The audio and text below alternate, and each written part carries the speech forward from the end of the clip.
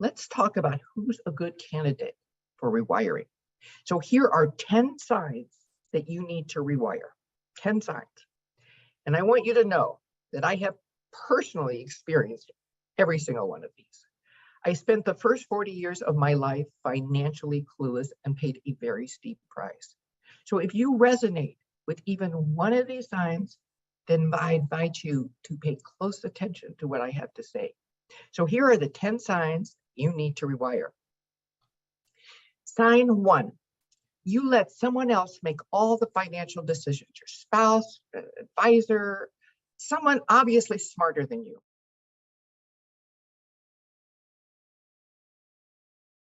Which is exactly what I did. I married a stockbroker, so of course, he took care of all the finances. But even when I found out early in my marriage that he was a compulsive gambler, gambling away my money, my inheritance, I continued to let him manage the money because that's how intimidated and terrified I was by anything financial. Sign 2, you're so afraid of making mistakes, you avoid money altogether.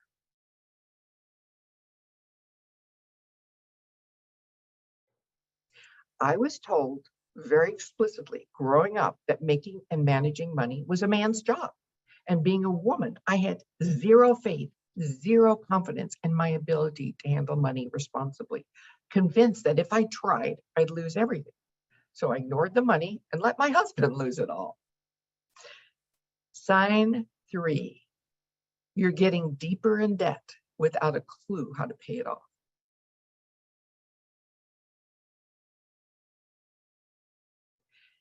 After my divorce, I decided I didn't want to deal with money. Well, as many of you can relate, perhaps, if you don't deal with your money will deal with you. And I got tax bills for over $1 million for taxes my ex didn't pay, for illegal deals he got us in. I didn't have anywhere close to $1 million. My ex had left the country. My father refused to lend me the money. I had no idea how to pay off those tax bills. Sign 4, you find the whole subject of money overwhelming. Your brain fogs up, your eyes glaze over. The whole subject of money is overwhelming.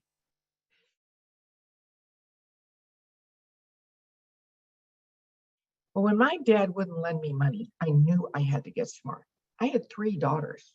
I didn't want them going to raise them on the street. So I started going to classes, reading the books, and I'm telling you, nothing registered. Nothing sank in. It was like I was looking at Swahili. I just figured I was terminally stupid, so I just gave up trying. Sign 5, there's never enough, no matter how much you make or try to save. There's never enough.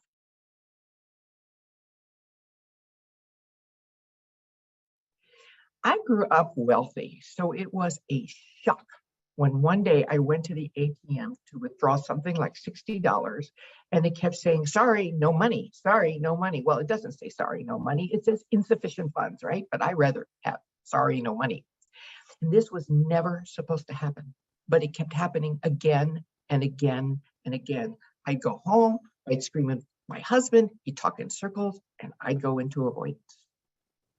Sign 6, you're so busy, there's no time to deal with or even learn about finances. You're just way too busy.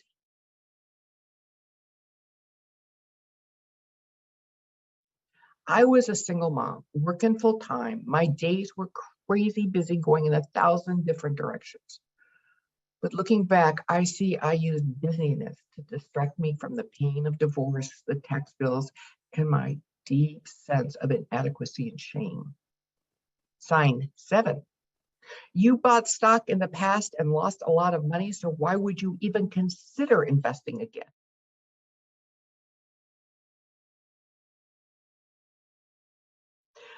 Maybe you bought stock in the dot-com bubble or in the last recession and you lost a lot of money, so you're not getting close. In my case, it was my husband who handled the investments and lost everything, so there was no way in hell I'd ever buy stocks or put my money in anything other than a bank. It was way too risky.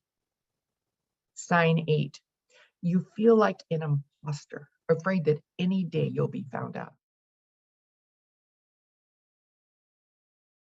You've got that imposter syndrome.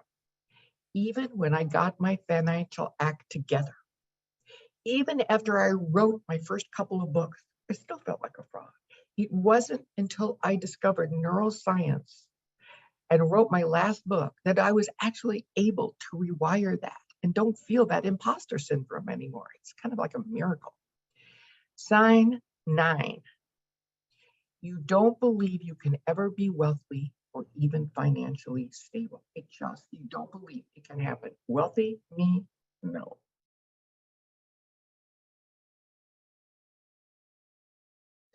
I never ever thought I could ever recoup all the losses that I had or even feel financially secure again. And never in 1,000,000,000 years did I ever think I'd write 7 books on the subject and be talking to you as a financial expert. Sign 10, last one. You watch yourself helplessly engaging in self-sabotaging behaviors and unhealthy patterns like overspending, overworking, overeating, under-earning, procrastinating, ignoring bills, making all kinds of excuses to justify your behavior.